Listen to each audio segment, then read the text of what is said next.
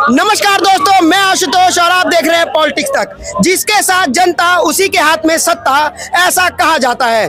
हम आपको पूरी खबर बताएंगे और जनता की राय दिखाएंगे, लेकिन उससे पहले आप अभी इस वीडियो को लाइक और चैनल को सब्सक्राइब करके रख लीजिए। दिल्ली के रामलीला मैदान में संविधान बचाओ रैली चल रही है। जिस तरीके से 2024 चुनाव में लेकर तमाम पॉलिटिकल पार्टियां जिस तरीके से कहें कि बीच में उतर चुके हैं। 5 राज्यों के चुनाव भी चल रहे हैं। 3 दिसंबर वो निर्णायक दिन होगा जिसमें 24 की जो सत्ता है किसके हाथों में जाएगी, कहीं ना कहीं लगभग सुनिश्चित होगा। लेकिन उसके पहले ही दिल्ली के रामलीला मैदान में जो लाखों की संख्या में संविधान बचाने की जो रैली है, ऐसी क्या बात आ पड़ी कि संविधान को बचाने की बड़ी बड़ी रैलियां देश में होने जा रही। कई मैं बताऊं कि पहली रैली नहीं, इसके पहले भी संविधान बचाओ तमाम ऐसी रैलियां हो चुकी हैं। तो क्या वाकई में 2014 चुनाव के बाद परिस्थितियां कुछ ज़्यादा बेहतर हुई हैं या फिर ऐसे बदलाव हुए हैं कि संविधान को ही बचाने के आज सड़कों पर बातें हो रही हैं। संविधान बचाने की रैली जिस तरीके से आज दिल्ली के यहाँ पर तमाम देखा कि रामलीला मैदान में लाखों की संख्या में मौजूद रहे, क्या वाकई में परिस्थितियां इतनी खराब हो चुकी है, संविधान की लड़ाई अब सड़कों पर लड़नी पड़ी है? बिल्कुल, ये तो आपके सामने ही हो रहा। जितने भी जो है ये सरकारी संस्थाएं हैं सारी पंगु हो गई हैं। ईडी जो है सरकार के इशारे पे चल रही है, सीबीआई सरकार के इशारे पे चल रही है, संघ लोक सेवा सरकार के इशारे पे चल रहा है। यहाँ तक कि जो हाई कोर्ट सुप्रीम कोर्ट के जजेस वो भी सरकार के इशारे पे चल रहे हैं। जिसको चाहते हैं उसी बेंच को जो है मुकदमा ट्रांसफर करते हैं। तो ये संविधान के विपरीत नहीं है क्या? अभी 33 IAS अधिकारी इन्होंने इंटरव्यू के थ्रू कॉन्ट्रैक्ट पे भर्ती करते, ये संविधान के खिलाफ नहीं है। संविधान में कहाँ लिखा है कि जो कॉन्ट्रैक्ट भरे जाएंगे ऐसे अधिकारी? पहले परीक्षा देंगे और जो उसमें पास होगा वो जो है इंटरव्यू देगा, वो सेलेक्ट होगा। ये सब संविधान के खिलाफ है। सड़कों की लड़ाई है, लग रहा है कि संविधान इससे बचेगा। बिल्कुल बचेगा। जो है भाई डेमोक्रेटिक कंट्री है, डेमोक्रेटिक कंट्री में जो लड़ाई अपनी जो है सड़कों पर आके की जाती है और अपनी बात रखी जाती है डेमोक्रेटिक तरीके से। यानी लोकतंत्र जिंदा है। आपको लग रहा है कि लोकतंत्र जिंदा है, सब कुछ बेहतर है। सड़कों पे लड़ेंगे तो कानून में आवाज जाएगी। बिल्कुल कानून में आवाज जाएगी। आप देख लीजिए हर जगह कोई सी भी तख्ता तक पलट जाते हैं। श्रीलंका देख लिया, वहाँ पे जो लड़ाई लड़ी गई सड़कों पे, वहाँ पलट गया। और यहाँ पे भी आपने देखा जब यहाँ पे इसी रामलीला मैदान में जब अन्ना हजारे ने लड़ाई लड़ी थी तो लोकपाल बिल आया था, नहीं आया था? तो ये लड़ाई तो है, जनता जब लड़ती है तो अच्छे को झुका देती है। वो पलटना पड़ता है, उसको सुननी पड़ती है। मराठा आंदोलन चल रहा महाराष्ट्र में, धन्य बैठी लड़ाई लड़ी, उनकी बात सुनी सरकार ने और वहाँ पे जो है उनके लिए बिल लाया जा रहा है। एक सवाल है कि अगर मौजूदा सरकारों पे जिस तरीके से आरोप है कि संविधान को बचाने के लिए आप सड़कों पर उतरे, आप उतरे, तमाम चेहरे उतरे हैं, कौन सी ऐसी सरकार है जो बन जाए शायद तो संविधान सुरक्षित हो जाए और संविधान 100% लागू हो जाए? वो कौन सी सरकार होगी? देखे, जो संविधान में विश्वास रखने वाले दल हैं उनको सब एक जगह मिलना पड़ेगा और वो एक जगह मिल भी गए। आपने देखा वो इंडिया के नाम में मिल रहे हैं, जो कि क्योंकि उन्हें इस बात की चिंता है कि संविधान खतरे में है, इसलिए वो सारे मिले हैं। आपको ध्यान होगा एक समय जब इमरजेंसी लगी थी तो इंदिरा गांधी के खिलाफ भी जनता दल बना था और 1977 में सरकार पलटी थी।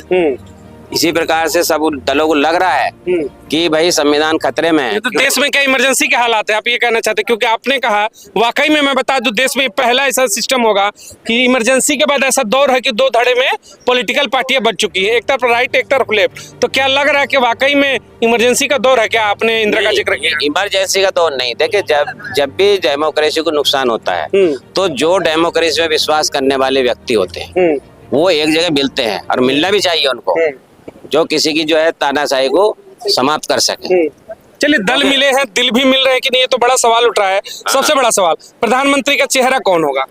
प्रधानमंत्री देखो वो तो सर्वसम्मति से बनाया जाएगा, ऐसा हम कैसे कह सकते हैं? जनता की पसंद क्या है? जनता की पसंद तो है, ये तो अभी पता नहीं कह सकते, लेकिन जो दल बने हैं मिले हैं वो आपस में तय करेंगे किसको बनाना। अभी तो क्लियर नहीं हो रहा। आपने कहा कि संविधान बचाने वालों की सत्ता नीचे बहन मायावती 2007 से लेकर के 12 तक पूर्ण बहुमत की सरकार उत्तर प्रदेश में घुटने पर ला करके रख दिया। वहां के अपराध को लेकर के तमाम विकास के बड़े बड़े कार्य भी किए।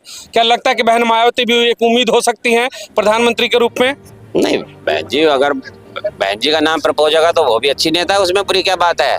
वो भी संविधान में विश्वास करती है, बाबा साहेब के अनुयायी हैं। बिल्कुल। हाँ, तो अगर उनका नाम आता कांसी है, राम के मूवमेंट को उन्होंने आगे बढ़ाया, सब कुछ किया दलितों के हुकूमत के लिए। लेकिन वो होगा तो सर्वसम्मति से ही ना। जो सारे जो दल हैं, जो जितने मिले हैं 26 दल, वो चाहेंगे तो तभी तो आप बनेगा। निवेदन करना चाहेंगे कि बहन मायावती का चेहरा में एक बार वो लॉन्च किया जाए? मैं तो उसमें दल में नहीं हूँ, मैं तो परिसंघ का आम नागरिक के रूप में। भाई आम नागरिक के रूप में जो भी जो डेमोक्रेट, जो बाबा साहेब का अनुयायी है, उसको बनाएंगे तो हम तो उसका स्वागत करेंगे। बहन जी आएंगे तो बहन जी का स्वागत करेंगे। डॉक्टर उदित राज जी का नाम, उदित राज जी का स्वागत करेंगे। अच्छा, डॉक्टर उदित राज जी पे खुल गए, लेकिन बहन जी पे नहीं खुल रहे थे। हाँ, नहीं, बहन जी आएंगे, वो भी अच्छी है, वो भी तो अम्बेडकरवादी है। उदित राज जी हमारे जो भी आए अम्बेडकरवादी हो, अम्बेडकरवादी हो, जो भी आए अम्बेडकरवादी हो। आगे जो अगला प्रधानमंत्री हो 2024 का, क्या बहन मायावती भी पसंद होंगी? देखिए, बहन मायावती जी हमारी बहुजन समाज की एक महानायक है। वो बहुत अच्छी लीडर है। देखिए, सरकार इसमें कह नहीं सकते, क्योंकि बहुजन समाज सब कोई जुट रहा है। 85% बहुजन समाज है, पर लेकिन आरएस जीत जा रहा है। अब की बार हमारी सरकार जो बहुजन समाज के लिए, हक के लिए जो लड़ेंगे, वो सरकार आएंगे। क्योंकि हम लोग युवा है, हम लोग जानते हैं बेखूबी कि कैसे सरकार बनती जो है। बहुजनों की सुनेगा, जो 85% की सुनेगा, जो पिछड़ों की सुनेगा, अल्पसंख्यकों की सुनेगा, सरकार अब उसी की बननी चाहिए। हाँ, उसी की उन्हीं की यूथ है सबसे बड़ा सवाल। प्रधानमंत्री के रूप में बहन मायावती पसंद होंगी क्या?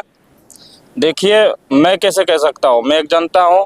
नहीं, उनके किए गए कार्यों से आप प्रभावित है कि उनको भी मौका, जब नरेंद्र मोदी को 3 बार के गुजरात के मुख्यमंत्री रहने पर मौका मिल सकता है, तो 4 बार की पिछड़ी समाज से आने वाली बहन मायावती को क्यों नहीं? हाँ, मिल क्यों नहीं सकता है। मायावती अच्छी है बहन हमारी, वही राज अम्बेडकर जी अच्छे हैं। और एक सवाल और है, इसलिए मिलना चाहिए, सुनिएगा। हाँ, बोलिए। ये जो झंडा आपने थोड़ा और ऊपर करिए, झंडा दिखाइएगा, नीला झंडा है। आज आप ये नीला झंडा लेकर के इस चीज को यथार्थ में मत लीजिएगा। आपसे भी ये सवाल होगा, बहन मायावती और कांसी राम जी का जो मूवमेंट चला, कहीं ना कहीं मूवमेंट इतना बदलाव किया देश में कि आज जो यूथ है, पिछड़ा समाज है, इस झंडे के साथ एकदम सीना चौड़ा करके दिल्ली के जंतर मंतर और तमाम जगहों पर रामलीला मैदान में खड़ा होकर अपने हुकूमत की बात करता है।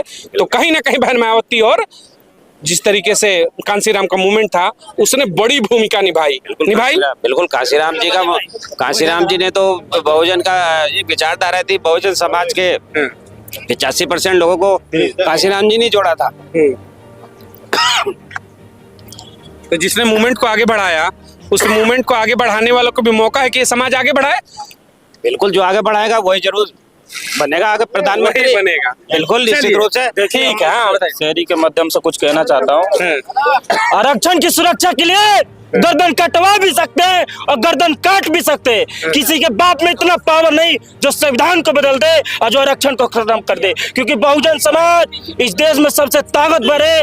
और मेरा नाम संदीप पासवान शहरी है और मैं बिहार से चल के आया हूँ, और आपके माध्यम से मैंने कुछ बोला। धन्यवाद। चलिए, बहुत बहुत धन्यवाद। देखिए, वो तमाम चेहरे थे 24 चुनाव से पहले किस तरीके से बहुजन मूवमेंट को लेकर के इन्होंने अपनी बातों को रखा। सवाल था, बहन मायावती प्रधानमंत्री के रूप में कहा बिल्कुल होना चाहिए। अगर 3 बार के मुख्यमंत्री गुजरात के रहने वाले नरेंद्र मोदी को मौका मिल सकता है, तो वाकई में बहन मायावती के ऊपर भी चर्चा होनी चाहिए।